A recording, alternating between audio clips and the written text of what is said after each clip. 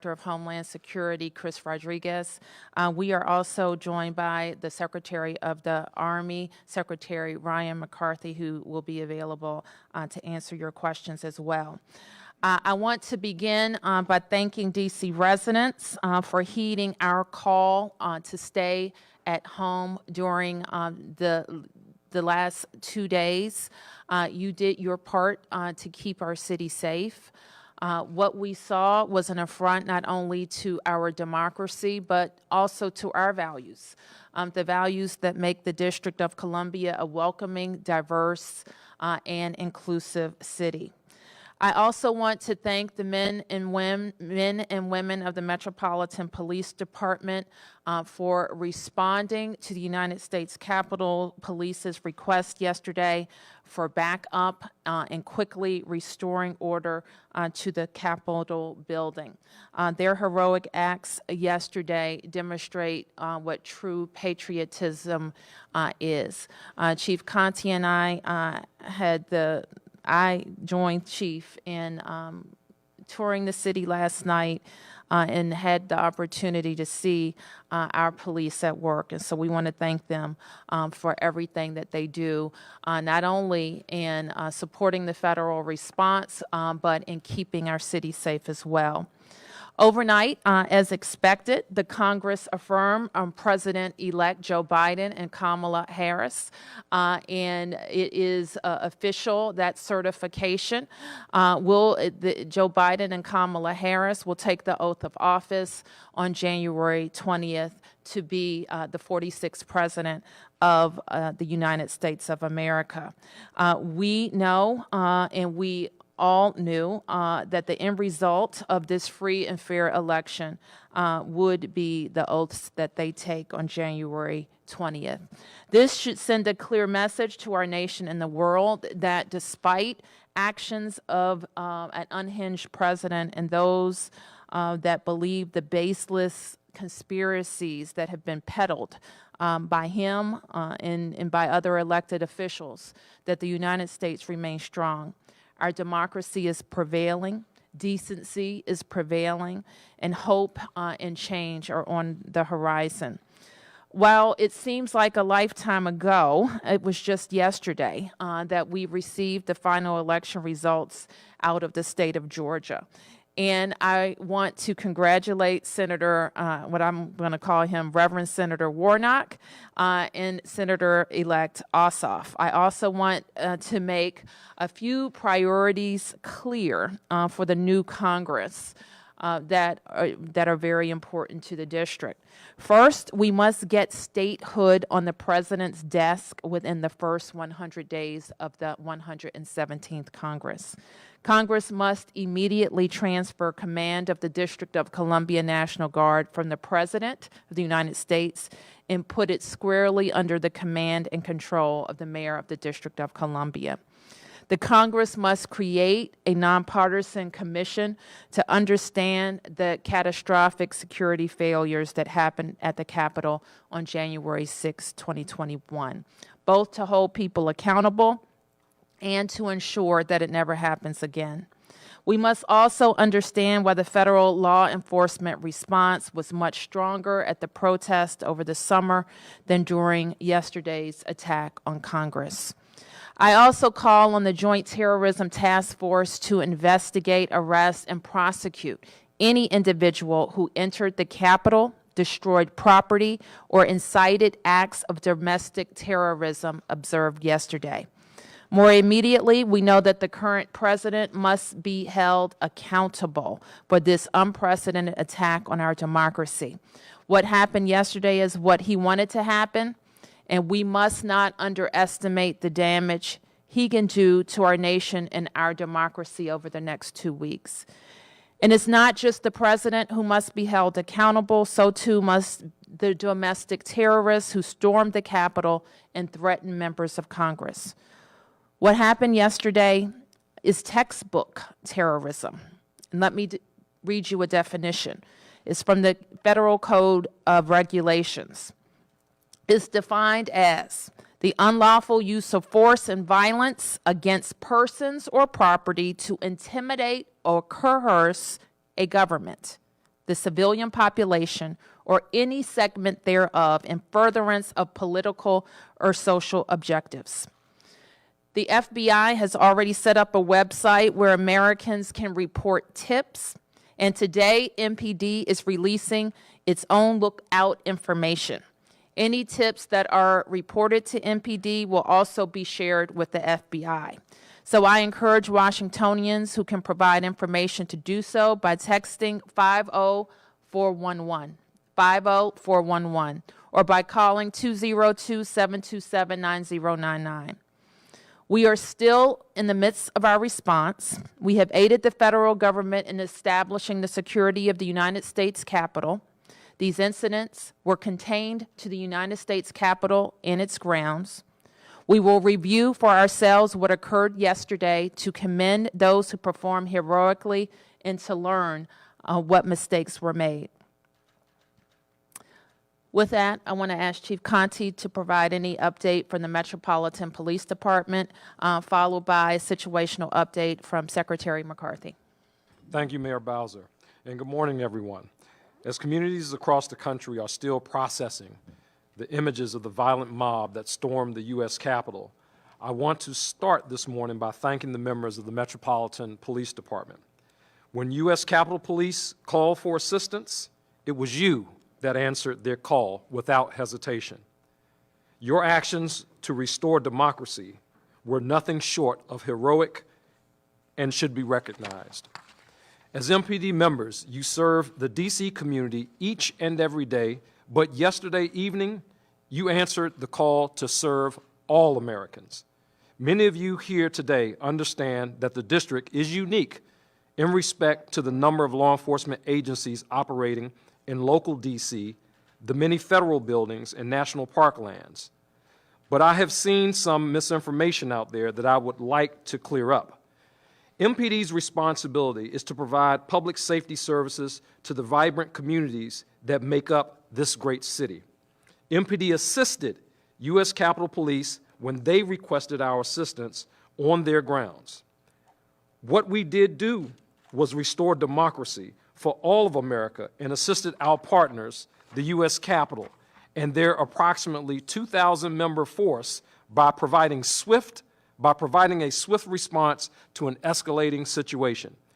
MPD members will continue to be responsible for local D.C., but we are willing and capable, as we saw yesterday, of assisting our partners at any moment. Again, when U.S. Capitol Police called for assistance, MPD answered the call. I would also be remiss if I did not recognize the support we receive from our law enforcement partners regionally and the D.C. National Guard assets. Please allow me to provide an update in regards to arrests made by MPD related to unrest. There were 68 individuals arrested yesterday evening and into the early morning hours of January 7th. Of the 68 arrests, 60 were adult males and 8 were adult females. 41 of those arrests occurred on U.S. Capitol grounds, and to my knowledge, only one of the arrestees is from the District of Columbia. I just want to underscore that. Only one of the arrestees was from the District of Columbia. However, we still have a significant amount of work ahead of us to identify and hold each and every one of the violent mob accountable for their actions. We have collected numerous images of persons of interest that we are asking the community to help us identify. These images depict individuals engaged in various acts of violence or property destruction, and we have made these images available on our website and social media platforms. We shared these images last night with the DC Bids, the hotel associations, and other community partners, along with the FBI. We also have shared these images with the regional airport authorities. As we speak, we have members of the Metropolitan Police Department that are scouring the area hotels, businesses, etc., trying to identify some of these individuals that still may be taking up residence within our city. The FBI, we're working closely with them to aggressively pursue those responsible for these shameful and violent acts. You can help by taking a moment to view them and provide us with assistance. Again, they have been publicly released on our website. Anyone with information on their identities or whereabouts is encouraged to reach out to MPD at 202-727-9099 or text us at 50411. Information can be provided anonymously. In addition to what I've already mentioned, we will also be sending these images out across the country to the FBI offices in every state. We have authorized a reward of up to $1,000 for information that leads to the arrest and conviction of persons responsible. And I should add that we already are receiving information and valuable tips in from residents and people who have identified some of these individuals. We will continue to assist the United States Capitol Police with security without compromising the quality and professional police service to our district neighborhoods. Residents and visitors should continue to expect traffic disruptions, and a large law enforcement presence in and around the National Mall and U.S. Capitol. Now, I would like to take this opportunity to provide the identities of the persons that lost their lives yesterday. As I mentioned late yesterday, the Metropolitan Police Department is handling the investigation of the U.S. Capitol police officer-involved shooting that occurred in the House lobby area. The decedent in that shooting has been identified as 35-year-old Ashley Pameton. Ashley, also known as Ashley Babbitt of Huntington, Maryland. This remains an active MPD investigation. There were 3 additional deaths that occurred, which we believe all to be the results of medical emergencies. The decedents have been identified as 50-year-old Benjamin Phillips of Ringtown, Pennsylvania, 55-year-old Kevin Greason of Athens, Alabama, and 34-year-old Roseanne Boylan of Kennesaw, Georgia. Lastly, I would like to thank all of D.C. and our neighboring jurisdictions in Virginia, in Maryland, for adhering to the mayor's and the governor's curfew orders. And now I can turn it over to Secretary McCarthy. Thank you, Chief Conte, Mayor Bowser. Yesterday was a horrible and shameful day in our history. But one thing we did see was incredible leadership by Mayor Bowser and Chief Conte, and saw the best of this city. When they called us over at the Pentagon, we started getting awareness yesterday afternoon about the breach within the Capitol, and quickly worked to move our resources forward in support of Metro PD and the Capitol Police, and responded, and truly saw some incredibly heroic things from the Metro PD and our DC Guardsmen. Very proud of those men and women. At present, the entire DC National Guard has been mobilized. We have also received the support from the state of Virginia, Maryland, Pennsylvania, New Jersey, Delaware, and New York. There will be 6,200 Guardsmen in total by the weekend here at the U.S. and the U.S. National Capital Region, in support of the DC Metropolitan Police Department, as well as the Capitol Hill Police. At present, we have over 150 personnel up on the Capitol grounds, and we will have 850 on the Capitol grounds by noon today. At 9 a.m. this morning, we began erecting a 7-foot non-scalable fence, which will be from Constitution to Independence and First Avenue to the in front of the pond right there in front of the Capitol, that road right there. So these personnel and this security measures will be in place for no less than the next 30 days. And we'll be keeping all of these support mechanisms in place in constant coordination with the Capitol Police and the Mayor's office. Thank you. Thank you, Mr. Secretary. We should have also noted that we are joined by the Deputy Mayor, Roger Mitchell, as well as Chief Donnelly, the Chief of DC Fire and EMS, and we're available for questions. In the House. Sure. Do we have anything available with it printed? Can we print that? We'll get back to you. Okay, thank you. Mayor Bowser, given yesterday, I mean, I was out on the streets. I saw Can you just introduce yourself Pete before? Montine with CNN. Okay. Saw MPD making arrests for the curfew. Saw MPD out at the Capitol. It seemed like MPD was out in numbers, but Capitol Police were not. What do you say to that? How do you classify Capitol Police and their response? Well, I think that there's going to be a lot of time for us to figure out what happened. Obviously, it was a failure, or you would not have had police lines breached and people enter the Capitol building by breaking windows and terrorizing the people, the members of Congress who were doing a very sacred constitutional requirement of their jobs. So clearly, there was a failure there. I think that I won't be able to answer your question right now. There's going to have to be a real investigation into what happened. Yes. You wish that you got more federal support early on. You sent a letter earlier before the 6th saying we don't necessarily need the federal help when it comes to policing in the district. Do you wish you did something differently there? Well, let me be clear about what the district's responsibility is. I know that you heard Chief Conte's remarks, but let me step back a little bit. We, of course, have a nearly 4,000 person police department, and we are responsible for policing non-federal properties in the District of Columbia.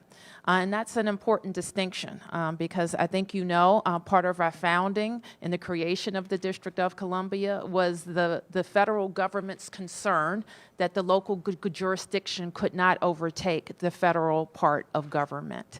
And so the Capitol, the White House, and other federal installations in the district have their own police departments, the United States Capitol Police. And we cannot decide for the Capitol, the members of Congress, that we are going to be their police department.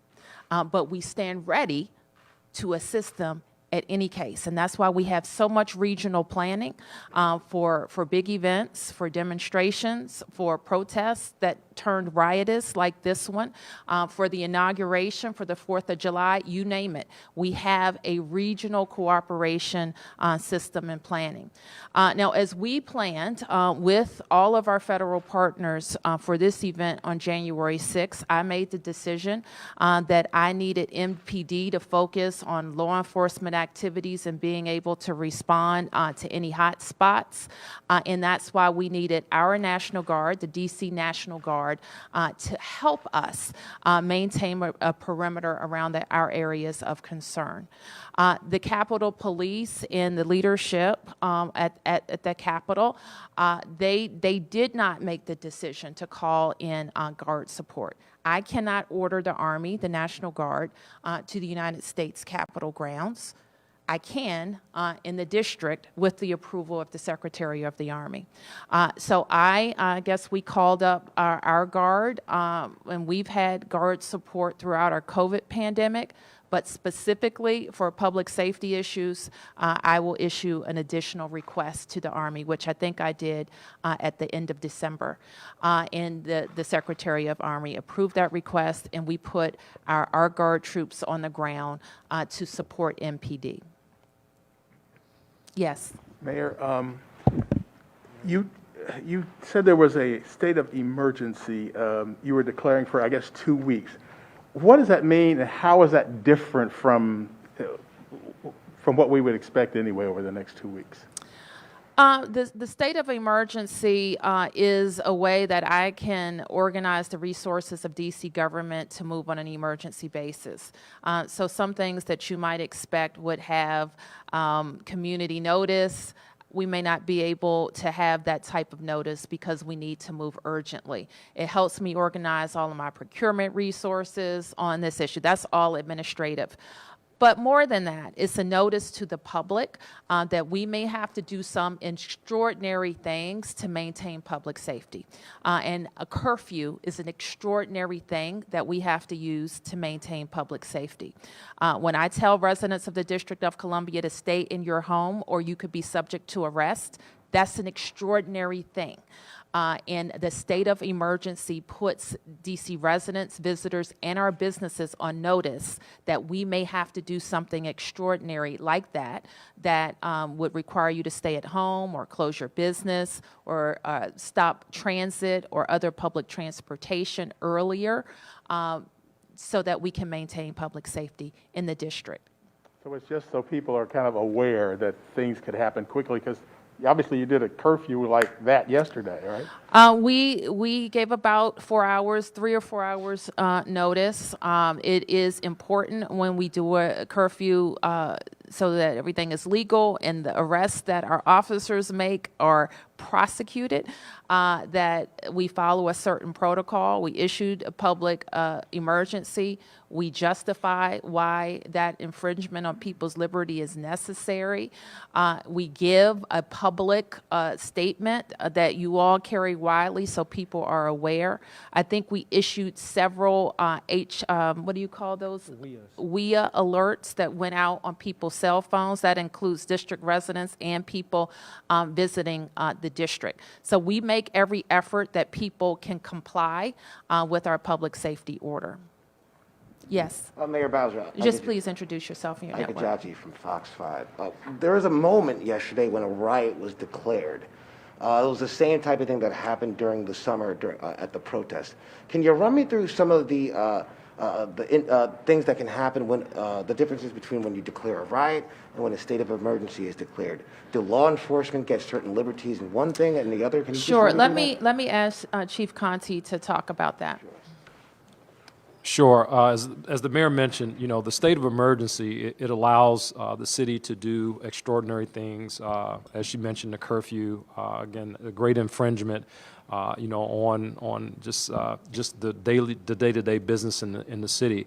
In this particular case, when a riot was declared, that means that we have a situation where individuals are actively, violently engaging in crimes. And that's the clear distinction. At the time that the riot was declared, and I believe that was MPD personnel on the grounds of the Capitol that were on the air declaring this a riot. So that's the distinction between the two. Yes. Now, when a riot is declared, what liberties does that give MPD? So per se? for MPD, it may determine the level of force that we use. So for example, in some cases we may use pepper spray. In a riot situation, we could very well use tear gas or CS gas, that kind of thing. So that would be. At what time was the riot actually called? I don't have the exact time that it was, but I can tell you that MPD was requested around about 1 o'clock p.m. is when MPD was requested by U.S. Capitol to respond, and things were already pretty bad at that point. So my question is, over the summer, when the riot was declared, that gave MPD the chance to use these munitions per se. From what happened yesterday, is there a train of thought possibly that maybe declaring a riot earlier could have prevented some of the things that happened? Well, no, you can't declare a riot until you have violent acts occurring. And I think that MPD is very careful about when we do declare a riotous situation. I mean, there are situations where we have officers that are having bricks thrown at them, bottles thrown at them, everything, you name it, urine, and we have not in every instance declared a riot. In this one, we had projectiles being thrown at our officers, and we had people trying to breach the United States Capitol, in the nation's capital. I think, if anything, that certainly warrants declaration of a riot, and clearly we experienced that yesterday. Yes. Yes, Michael Bryce Sadler with the Washington Post. For Chief Conti, perhaps Chief Donnelly, the 3 decedents who died from medical emergencies yesterday, have we determined whether they were part of the riots or other people who were on Capitol grounds? What was that question, Michael? My question was for the 3 people who died from Oh. medical emergencies yesterday. Thank you. Yes. There were a lot of people on the grounds of the Capitol yesterday, and I guess the extent that we can say right now is that they were on the grounds of the Capitol when they experienced their medical emergency. Okay, but you can't specify I beyond can't that? specify. Okay, and then there was a stabbing yesterday at 12th in Pennsylvania and separate shootings on 200 K Street Northwest and also 9th and N Street Northwest. Have police determined if any of those were related to the unrest in the city? It does not appear that any of those were related to the unrest in the city, and those matters are actually actively being investigated, but it does not appear they were related. Okay, thank Thank you. you. And then for Mayor Bowser, could you talk about how the events of yesterday will impact how the city is preparing for the inauguration? I can't speak to you with any specifics at this stage, Michael, but we will be looking very closely at what we learned, what's happening at the Capitol, working with congressional leadership and the Presidential Inauguration Committee. Okay, thank you. And then, But you did hear the Secretary offer two very important points already, that the fencing that is going up around the Capitol, non-scalable fencing, will be in place through the inauguration, and the guard strength that will be coming on the ground by this weekend, up to 6,200, will be available through the inauguration as well. Which is a larger composition of personnel than you would have for a standard inauguration. thank you. And then just one follow-up there for you, Secretary McCarthy. The black fencing, you said at least 30 days or no more than 30 days that will be erected? At a minimum. At a minimum. Okay, Yes, thank you. and we'll work that in coordination with the city as well as the Capitol Hill Police. Thank you. Yes, Mark. Mark Seagraves, NBC Washington. Two questions for Secretary. One, could you, and I tried to follow along, could you repeat the specifics about the fence? Will it completely surround the U.S. Capitol complex, the fencing? Could you just Yes. give those specifics one more time? Yes. So Constitution to Independence first, and then the road there in front by the pond, it'll be all the way around. And how high will that be? I'm sorry. 7 foot. 7 feet, Non-scalable. non-scalable. Compare that to what we see at the White House. This is what was available. We worked through this solution midstream yesterday, and we were on the phones to get, as quickly as possible, a capability in place to extend the perimeter of the National Capitol Complex. We could get as many Metropolitan Police officers out into the streets so that in the event that if this was to recur again or downstream, Chief Conte would have as much flexibility with his police force as possible, and we could take over the static security positions. And I appreciate it may not have been your decision, and we know it certainly, the chief and the mayor said it wasn't their decision, but what can you tell us about the lack of preparation prior to yesterday on the part of the U.S. Capitol Police, and why in months prior we saw troops surrounding the U.S. Capitol when other protesters were coming, but yesterday we didn't see anything. Why were there no troops or any other backup security there yesterday, given what we all knew in the public domain? You must have had better intelligence than we did, but we all knew that this was possible, if not likely. Well, we don't have, we rely on our intelligence from law enforcement and local police, obviously, but with respect to the pre-coordination, to the mayor's point, those things are all being looked at. There were discussions previously with the Capitol Police and others, and no request of the D.C. National Guard were made. Obviously, it is a different branch of government, so we have to be requested to come onto the grounds. Yes. Hi, Jane Recker, Washingtonian. Mayor Bowser, correct me if I'm wrong. My understanding is that with the public emergency, any curfews, business closures, that's going to be kind of a day-to-day decision based on the threat in the city. Is that correct? Yes, Okay. on the curfew question, Okay. yes. All right. And then what can residents expect over the next, weeks or so? I mean, I know that there's supposed to be another meeting of the insurrectionists around the inauguration, but in the interim, what are you expecting? I mean, we have residents questioning, should I take off work to get groceries? When should I walk my dog? What do you foresee in the coming days? I think DC residents should go about living their lives. And if there is a need, as I did over the weekend leading up to this, to ask them to stay away from certain areas, I will do that. I don't have that request at this stage. So right now, we want them to go about their lives, be signed up for our alert systems. Chris? Yes, thank you, Mayor. So we would really encourage our residents and any visitors to the District of Columbia to sign up for Alert DC, and that can be done at alertdc.dc.gov. And so that's the way that, based on what the mayor and the chief were saying, during an emergency situation, and certainly with the mayor declaring an emergency declaration, we will push real-time information to our residents and visitors through Alert DC. And let me just say something also very specifically. We asked our residents not to participate in counter-protest. We asked our residents, not even the regional residents and their county executives and leaders, asked them not to participate in counter-protest. And I know for a lot of people, I've gotten text messages, that was a hard thing to do because they wanted to fight back. But just imagine if our police had to also police protest against the people who sieged the Capitol.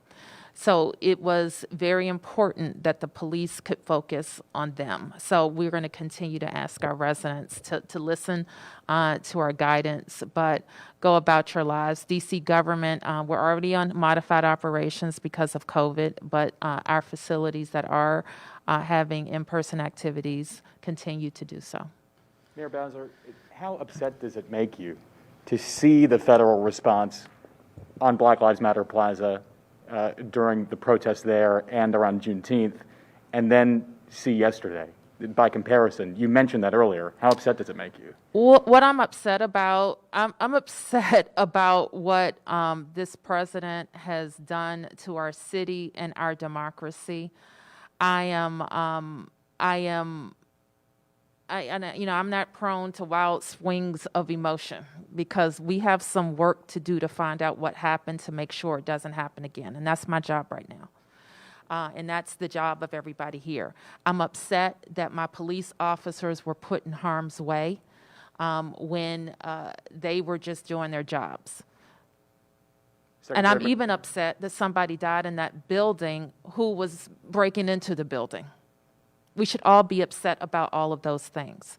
I am heartened that our police and guards people were able to get control of the building and that our lawmakers went back into that building to vote. I'm upset that 706,000 residents of the District of Columbia did not have a single vote in that Congress yesterday, despite the fact that our people were putting their lives on the line to protect our democracy. How slow did That is how upset we all should be. How slow did things move yesterday? I mean, that must upset you that there wasn't a more ratcheted up response, specifically at the Capitol. But then Secretary McCarthy yesterday spoke about a delay of getting federal forces into the district. How would you classify it? I've classified it already. I think that a more robust presence on the grounds of the Capitol would have prevented people from getting into the building. Yes. Fox 5 DC. Mayor, it's one thing to have a more robust presence on the ground, but when we have Capitol Police just seemingly letting people inside, I was there seeing them letting out, and then to hear that we only have 13 arrests for unlawful entry. It's one thing to have several officers on the ground, but what do we do if they're not as effective as possibly should be? I think you laid out another question that it will be subject to investigation. I think that's an important question. We not only need people, we need effective deployment of those people. Yes. Mayor, what do you, Sam Ford with Channel 7. Mayor, what do you all know about these groups like Proud Boys, QAnon, militia group? Were they involved in this, and are they among the people arrested? I don't know that we can say that right now, Chief. Yeah, I don't know that we can say that right now. I think it's safe to say that, we had certainly people who were like-minded with all of the rhetoric that has been going on that did what they did at the U.S. Capitol yesterday. But beyond that, I won't give credit to any particular group. What were the injury numbers, Chief? For our police officers, initially we were at 14 initially, but that number went up to about 56 over the course of the night. And I got to tell you, there was a lot of valiant fighting by the members of the Metropolitan Police Department there. At one point, several officers, as a result of munitions and pepper spray and tear gas, being able to step off the line, be triaged quickly and back on the line to try to ensure the safety and security of our Capitol building. So just a tremendous amount of heroic acts. I have one officer who's still in the hospital right now. He was snatched into a crowd. He was beaten. He was kicked. He was tased several times. So, yeah, They fought. They fought very hard yesterday. 56 MPD officers. That's correct, sir. Yes. Chief Conti, a clarification on the arrests. I'm seeing that 25 arrests were made for curfew violations and unlawful entry on the Capitol grounds. I'm wondering if there were any arrests made just for unlawful entry on the Capitol grounds, or if all of those arrested were in curfew violation. So all the arrests that occurred after 6 p.m., the initial group of 25 or 26, whatever it was, those arrests were right on the Capitol grounds. This was after the mayor's curfew was in effect. We gave the order. Individuals were still there, which we're required to do. We gave the order. Individuals were still there, and we placed those individuals who were there, we placed them under arrest. MPD was able to do that. So that was really kind of the balance. And the goal was for us, as we were able to secure the perimeter and have a strong perimeter, to make arrests and then start working our way out. The balance of that was as MPD members worked through the streets of the District of Columbia to ensure the safety and security of our businesses and residents, especially in the immediate areas surrounding the Capitol and some of the areas where we know that some of the people that were involved in this were congregating. MPD members were able to make additional arrests over the course of the night. So there were no arrests made for those who unlawfully entered the Capitol building until 6 p.m.? Yes, ma'am, that's correct. Okay, and then I think people are a little confused at just the low numbers of arrests that were made. There's videos of hundreds of people coming into the Capitol. Can you explain a little bit why those numbers are so low? What happens? Do people leave? Is this an issue of not having enough people to manage it? No, sure. I can tell you, I mean, probably not many people in this room have been in the midst of a riot or an insurgence like that. And the first thing that you have to do is to regain control. You have to establish control of the situation that was going on. The men and women of the Metropolitan Police Department went into a situation that was already out of control. So once control was established and that perimeter was established, then and only then are we able to safely make arrests. Because as you begin to make arrests, now we get into additional use of forces, additional injuries of officers, and potential additional injuries of the people that we intend on arresting. We have a responsibility to ensure the safety and security, abide by the Constitution and all of that, and we intended to do that. So we made the arrests that we made in front of the Capitol. After that, we went forward and we made additional arrests, and we will continue to work with our federal partners. There are a lot of people that are on that we have listed on our website. There are a lot of people that are in these images, and we know that there are people across this country who can identify these individuals. This is where the community comes in and help. These are clear images. Some of these images, there's no mistake about who some of these people are. So we're asking our communities to call in, whether it's a community here in the District of Columbia or as far as West Coast, it really doesn't matter. Call into your local FBI office, identify who these individuals are, and let's hold them accountable. Yes, sir. Yes, sir. Ashraf Khalil with the Associated Press. Mayor Bowser, if you were a governor, how would yesterday have gone differently for you? What would you have been able to do differently, and on what kind of a timeline? The difference would be when we become the 51st state, or before then. Our Congresswoman has a bill in the Congress right now to give the mayor control of the D.C. National Guard. What's different is we would not make a request to the Secretary of the Army for guards support. We would not be restricted in any way from how to deploy the guard, so we wouldn't have to clear a deployment plan with the Secretary of the Army.